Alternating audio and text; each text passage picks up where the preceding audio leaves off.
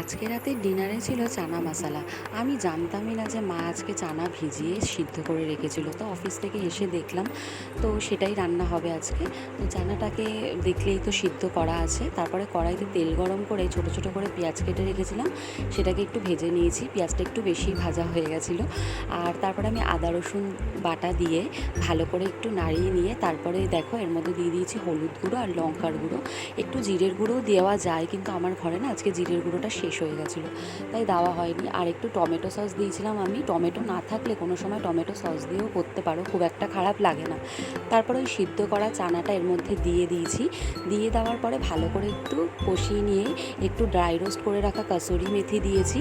তার উপরে চানা মশলাটা দিয়ে নামিয়ে নিয়েছি। খেতে কিন্তু খারাপ হয়নি, আর চানা মশলা করতে একদমই সময় কম লাগে। তো তোমরা আমার ভিডিওটা যদি ভালো লেগে থাকে অবশ্যই লাইক করে দিও। সবাই ভালো থেকো, সুস্থ থেকো, টাটা।